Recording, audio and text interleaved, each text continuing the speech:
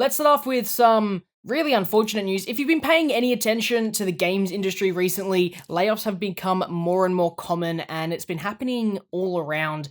It has now hit the film industry. Pixar has laid off 14% of their staff. This is long expected after Pixar has had some recent endeavors that have pretty much all flopped at the box office. But more importantly, with the failed returns throughout COVID, with many of their films getting released on Disney Plus exclusives, there was just a time waiting game at this point as to when jobs would be cut. There's a lot of discussions going online at the moment with why a company like Pixar, which, remember, is owned by Disney, quite a profitable entertainment company, isn't able to take these losses. So why and how is Pixar, cutting 14% of its staff with being owned by such a big company? More so, there is also conversation of Pixar not being the same company that it once was, and I thought this was quite an interesting conversation, Ewan, just to have really quickly. Is Pixar now made by people who are making Pixar movies? So they're not going, let's make an animated movie. They're going, let's make a Pixar movie, which is why so many of these recent Pixar movies are quite, quote unquote, the same. Or should we kind of push this less towards the creators making these movies and more towards the quantity that they're putting out and the lesser quality that you're getting on Disney Plus as a streaming service? It's a hard thing to say. So they're only laying off Pixar people. They're not laying off any from Disney Animation. Am I getting From that what I've correct? seen, it was Pixar. I feel like they already kind of went on a backstep when it comes to Disney animated films per year. They never had like the amount of output that Pixar had back in its heyday, but definitely like you put down maybe this like an oversaturation with Pixar films lately that the bankable sequels haven't had that return yet, that the brand has been diluted with having straight to streaming releases, that especially animated films are hurt by going to streaming directly, because as we've seen with Elemental, and I think during COVID still, when The Croods 2 came out, that was like in theaters for half a year and ended up grossing a couple $100 million. These animated films that are solid for a family that like you can take your kids to, they, after like being in cinemas for a long while, they have a huge return, and Elemental ended up making 500 million, I think, at the box office after it had like a pretty horrible opening. I feel like in most of the businesses, we just had this is more economy, I guess, but we've been like in a growth thing where like everything is seemingly just going up and up and up and up, and that's just not sustainable. And I feel like a lot of companies have just overgrown the potential of what they were capable of holding. Because when you have more people on, then it seems like to the outside that you're more successful. Like a lot of streaming services don't even make a return. All of that stuff, just creating a huge bubble that now with inflation becoming more and more of a problem, you're just going to feel the repercussions of.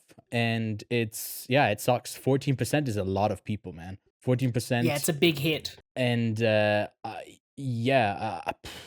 don't think the like Pixar overall has lost its touch. It's just that I feel like they're still on the forefront of creating the most visually appealing 3D animated stuff. Like Elemental looked incredible. I think Luca looked great. They are testing out different things with like these elements that they used in Elemental. In Luca, they got to play around with like water stuff. I feel like they, I guess, apart from Toy Story, which is pretty much, but like the latest one also looked stunning.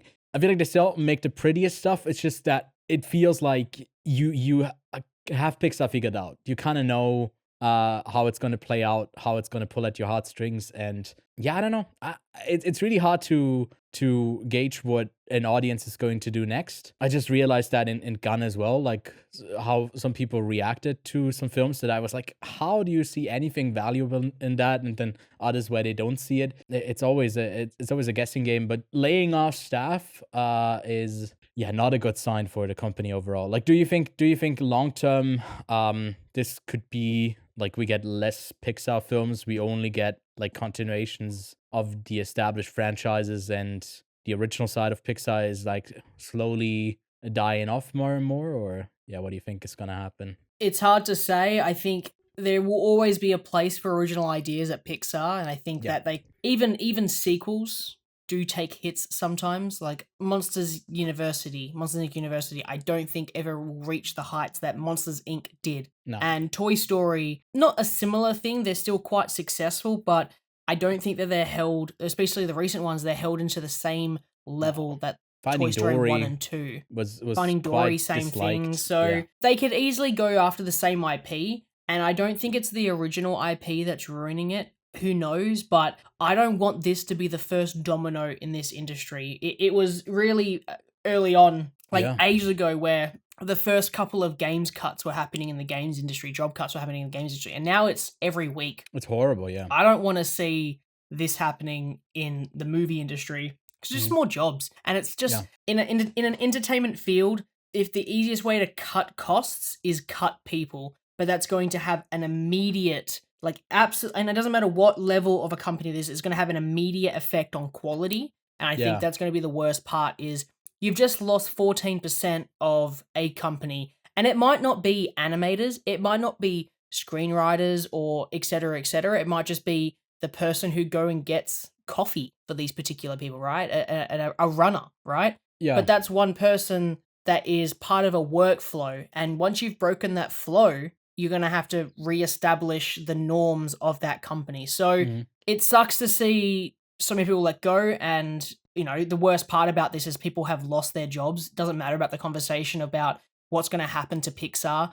The most important thing is 14% of that company just lost their job. And now they're probably going to have to find a new one. Well, another thing that sucks about this is it's not like Pixar has made bad decisions, bad returns. Now they have to fire people. It's maybe that's part of it, but it's also just economy stuff. So that means these people who are now looking for a job are way less likely to find something now.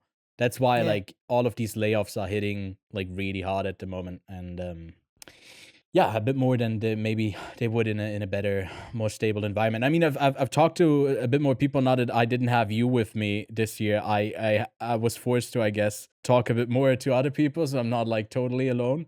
And from a lot of people, I heard like the layoffs and the amount of not sustainable like journalism. You can't do it. It's like basically none of them are able to do it full time, and the ones that they do, they work their asses off. They're constantly writing, they're constantly doing something. And it's not really a healthy work-life balance. But that's kind of the only way that like film criticism in that form that it exists, I guess, still now is able to survive. But yeah, this doesn't really have to do anything with that. But it's just yeah, man, layoffs always are a tough thing. Layoffs always suck. Yeah.